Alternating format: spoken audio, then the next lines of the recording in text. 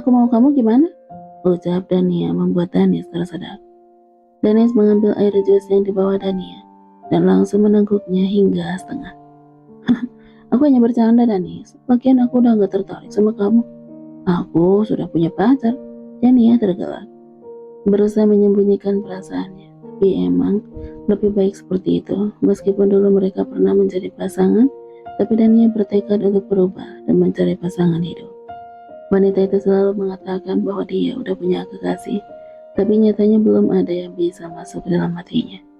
Ya sudahlah, kalau kamu gak mau bantu, aku akan mencari cara sendiri untuk bisa bertemu bersama Lala, ucap David. Pria itu meletakkan sendok makan dan mengelap bibirnya dengan tisu. Aku udah selesai, makasih ya untuk traktiran makannya. Aku mau ke ruangan CEO untuk bertemu dengan Lala, mumpung David belum kembali, ucap Danis kemudian pergi meninggalkan saudara kembarnya itu. Dani hanya diam, dia memang udah tidak menginginkan Danis lagi.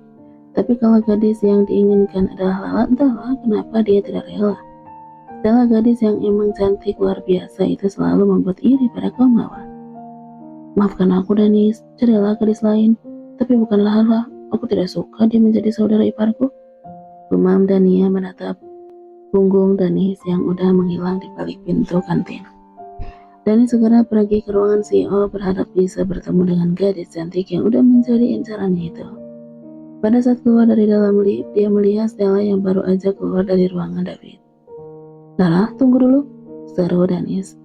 Stella berhenti dan menatap pria yang selalu menggodanya itu. Ada apa? Tanya Stella malas. Aku mau minta nomor ponselmu, bolehkah? Untuk apa? Kalau hanya untuk urusan tidak penting, aku tidak mau, jawab Stella ketus. Tentu saja ini penting. Aku ada sesuatu yang menarik. Kalau kamu merasa bosan bisa hubungi aku langsung, gimana? Ucap Danis. Stella memikirkan ucapan pria itu. Mungkin tidak masalah kalau hanya nomor ponsel. Lagian Danis seharusnya sudah tahu kalau Stella sudah menikah, kan? Kamu minta sama sekretaris Marco, dia juga punya nomorku, permisi, ucap Stella melewati Danis dan mengabaikannya. Danis merasa bahwa Stella ini gadis yang luar biasa. Dengan gerakan cepat dia menarik lengan Stella dan langsung memeluknya. Orang gila, lepaskan aku. Stella berusaha mendorong Danis, tapi pria itu malah semakin mengeratkan pelukannya. Stella ingin berteriak tapi takut kalau ada yang melihat mereka seperti itu. Akhirnya gadis itu menendang anaknya Danis sehingga pria itu melepaskan pelukannya. Dasar orang gila, sinting, psikopat, seru Stella dengan emosi. Aduhlah, kenapa juniorku ditendang? Nanti tidak bisa bangun gimana? Kamu harus bertanggung jawab. Danis memegang juniornya menahan rasa sakit. Cih, masa bodoh, orang mesum. Stella langsung pergi meninggalkan Danis begitu aja. Dasar gadis idaman. Aku gak bisa marah kalau sama dia. Lihat aja siapa suaminya. Pasti aku bikin suami Lala melepaskan gadis itu untuk aku. Gumam Danis tersenyum. Dengan menahan kesal, Stella langsung pergi meninggalkan perusahaan suaminya itu. Stella merebahkan tubuhnya di atas ranjang king size miliknya di apartemen. Gadis itu tidak pulang ke mansion, melainkan langsung pulang ke apartemen karena jaraknya memang lebih dekat. Kali ini Stella tidak memakai supir untuk mengantarkannya. Dia menyetir sendiri ke perusahaan sang suami, tapi malah tidak bisa bertemu dengan David. Alhasil dia malah terkena sial karena bertemu dengan si mesum Danis. Tapi gadis itu udah melupakan kejadian memalukan barusan. Yang penting David tidak melihatnya secara langsung. Bisa perang dunia keempat kalau sampai David melihatnya dipeluk pria lain seperti itu. Meskipun Stella tidak dalam posisi yang salah, tapi takutnya dia tidak diizinkan untuk pergi kemana-mana. Stella menatap foto pernikahannya dengan David. Ada sedikit rasa yang tidak bisa dijabarkan. Tiba-tiba perasaannya menjadi tidak tenang. Gadis itu beranjak dari atas ranjang dan berjalan menuju sofa, lalu duduk di sana. Sungguh sangat malas dia tidak melakukan apapun. Stella tanpa memikirkan sesuatu, dia sangat ingin punya kegiatan selain hanya di rumah menunggu sang suami pulang kerja. Apa sebaiknya aku cari pekerjaan saja? Gumam Stella. Dia melirik jam di pergelangan tangannya, udah menunjukkan pukul 2 siang. Terdengar suara perut Stella menandakan bahwa dia sedang lapar.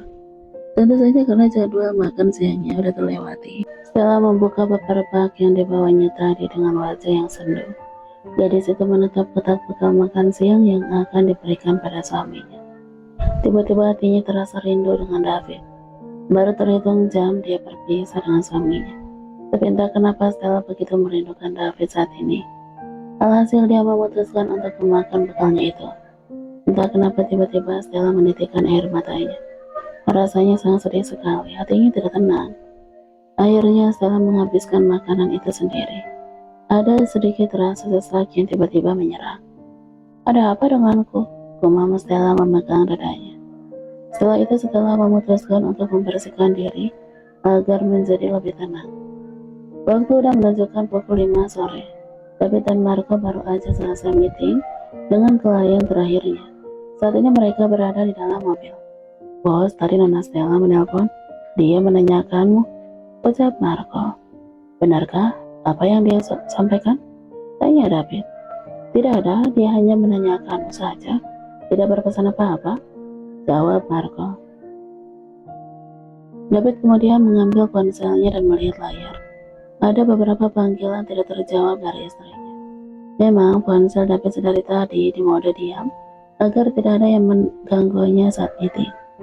Kemudian pria itu memutuskan untuk menghubungi ulang Stella. Tidak diangkat. David menghubungi nomor istrinya lagi, bahkan sampai berkali-kali, tapi tetap tidak ada jawaban. Marco, kita langsung ke Manson sekarang, ucap David pada asistennya itu. Baik bos. Marco segera melanjutkan mobilnya ke Manson. Ada sebuah email masuk ke ponselnya. David membuka email itu dan matanya langsung melotot tajam. Brengsek. Stella, apa yang kamu lakukan? Marco, kita pulang ke rumah papa. Ada yang akan aku lakukan. Lihat aja, akan aku habisi kau Danis. Geram David mengepalkan tangannya. Ada apa bos? Kenapa dengan Danis? Tanya Marco. Anak itu telah lancang memeluk Stella. Tidak akan aku biarkan dia. David terlihat begitu mengerikan dengan sorot mata yang tajam. Marco yang melihat bosnya udah seperti itu menjadi tidak berani. Akhirnya Marco terpaksa memutar balik mobilnya menuju rumah Tuan Arnold. Stella terbangun dari tidurnya setelah mandi tadi sore. Gadis itu langsung merebahkan tubuhnya dirancang begitu aja. Aku ketiduran, jam berapa sekarang? Gumam Stella melihat jam di dinding. Astaga, ini sudah jam 5. Aku ketiduran terlalu lama. Terus Stella bangkit berdiri. Dia mengambil ponsel di nakas dan melihat apakah ada panggilan dari David. David telepon beberapa kali, pasti dia mencariku. Gumam Stella. Kemudian Stella langsung keluar dari apartemen dan mengambil mobil di Masben. Sekarang sudah jam 5, seharusnya David sudah dalam perjalanan ke Manson. Apa sebaiknya aku langsung ke Manson aja ya? Gumam Stella. Gadis itu melajukan mobilnya ke Manson sang Daddy yang letaknya lumayan sedikit jauh itu. Entah kenapa pikiran Stella sangat tidak karuan. Gadis itu hanya bisa berdoa semoga tidak ada apa-apa dengan David dan hubungan mereka. Sedangkan di sisi lain, David dan Marco sudah sampai di rumah Papa Arnold. David yang dalam keadaan emosi itu langsung keluar dari dalam mobil dan berlari masuk ke dalam. Danis, keluar kamu, seru David. Pria itu memanggil saudaranya itu berkali-kali dengan menahan amarahnya. Setelah beberapa kali memanggil namanya, akhirnya terlihat Danis yang turun dari tangga dengan membawa handuk di pundak. Sepertinya pria itu baru aja selesai mandi. Ada apa David? Kenapa kamu memanggilku sambil berteriak-teriak? Tanya Danis sambil mengeringkan rambutnya yang basah dengan handuk yang dibawanya. Brengsek. David langsung saja menyerang Danis dengan bogeman mentahnya. Pemuda itu tersungkur karena tidak siap menerima pukulan. David menarik kaos Danis dan mengarahkan pukulan ke wajah saudaranya itu. Danis tentu saja merasa tidak terima dengan perlakuan David yang tiba-tiba menyerangnya. Dengan sekuat tenaga, Danis mendorong tubuh David hingga pria itu terlepas dari cengkeraman David.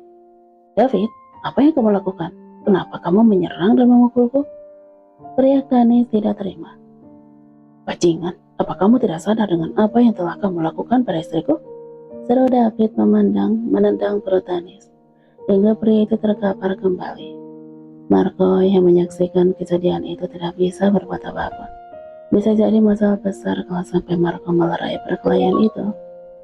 Meskipun Marco tidak tahu apa yang terjadi dengan bos David, tapi pria itu paham telah terjadi hal yang membuat bosnya itu marah besar. Marco mundur menjauh dan terlihat menghubungi seseorang. Saat ini Tuan Arnold kebetulan sedang tidak ada di rumah, karena sore tadi Bapak David itu sedang melakukan terapi di tempat dokter pribadinya. Stella yang saat itu sedang menyetir mendapatkan sebuah panggilan masuk. Dia menghidupkan bluetooth yang udah terpasang di telinganya. Halo? Apa? Baiklah, aku akan segera ke sana. Stella langsung melajukan mobilnya menuju ke rumah mertuanya. Setelah mendapatkan telepon dari Marco, dia mengatakan bahwa bosnya itu sedang berkelahi. Ya Tuhan, apa ini firasatku dari tadi tidak enak? Apa yang telah dilakukan David? Semoga dia tidak apa-apa, gumam Stella. Gadis itu menambahkan kecepatannya agar dia sampai di rumah Tuan Arnold tepat waktu. Sedangkan di rumah Tuan Arnold, Dennis menahan sesak karena dipukul dan ditendang seperti itu oleh David. Saat David akan menendangi lagi, tiba-tiba Dania datang dan berteriak, "David, hentikan!" seru Dania berlari ke arah Dennis. Gadis itu memeluk saudaranya yang udah babak belur itu. "Minggir kamu Dania, jangan ikut campur dengan urusanku," teriak David. "Sebenarnya apa masalahmu David?" seru Dania. "Pria brengsek ini berani memeluk istriku dan dia berani mencoba mendekati Stella," ucap David menahan amarahnya. "Stella? Siapa Stella?" tanya Dania. "Apa maksudnya Lala?" Kali ini Dennis angkat bicara. Dia ingat telah memaksa dan memeluk Lala siang tadi di kantor. Dan ternyata David adalah suami dari Stella, gadis yang sudah mencuri hatinya itu. "Iya, Lala, dia adalah istriku," jawab David mengeraskan rahangnya. Akhirnya Dennis paham kenapa David menyerangnya tiba-tiba. "Apa Stella itu Lala? Jadi Lala adalah istrimu?" tanya Dania. Sepertinya dia tidak harus merasa khawatir lagi dengan gadis yang bernama Lala itu, karena ternyata dia adalah istri dari David. "Hah, jadi maksudnya Lala adalah istrimu? Tapi aku menyukainya. Aku jatuh cinta pada istrimu Tuan David," ucap Dennis tersenyum sinis. Mendengar ucapan Dennis yang dengan terang-terangan mengakui perasaannya terhadap istrinya itu, dia mengambil sebuah pistol yang ada di sakunya. Para pelayan di rumah itu hanya bisa melihat adegan itu dengan mulut yang terkunci rapat tanpa berani ada yang melerai. "Aku akan membunuhmu, Dennis," seru David mengerahkan pistolnya ke arah Dennis yang masih berada di pelukan Dania. Pria itu bangkit dan menyingkirkan tubuh Dania darinya. Dengan senyum yang sinis, Dennis berjalan ke arah David. "Jangan main curang, Tuan David. Kalau kamu mau terlihat gentle, kita adu kekuatan tanpa memakai senjata apapun," ucap Dennis mengusap darah di sudut bibirnya. "Dasar anak tidak tahu diuntung. Mamamu telah menyebabkan mamaku meninggal, dan sekarang kamu menginginkan istriku. Apakah kehidupanmu hanya untuk merusak rumah tangga orang lain?" ucap David meremas pistol yang masih mengudara itu. "Aku tidak tertarik dengan rumah tangga orang lain, tapi aku tertarik pada istrimu, Dor." Seketika hening, Dennis merasakan sebuah peluru menusuk di dada sebelah kanannya. David yang melihat itu pun menjatuhkan pistol yang dibawanya tadi. Dia telah menembak Dennis dengan tangannya sendiri. Sungguh, David tidak bisa mengendalikan emosi dan menjadi kalap seperti itu. Bruk. Dennis terjatuh dengan dada yang telah bersimbah darah. Dania yang melihat saudara kembarnya seperti itu menjadi tidak terima. Kemudian wanita itu mengambil pistol David yang tergeletak di lantai. "Brengsek kamu David, aku tidak akan membiarkan semua ini," seru Dania mengarahkan pistol itu dan Dor. "David!" Stella berteriak ketika melihat suaminya yang memegang dadanya dengan darah yang mengalir. "Stella!" Lirih David menatap istrinya itu.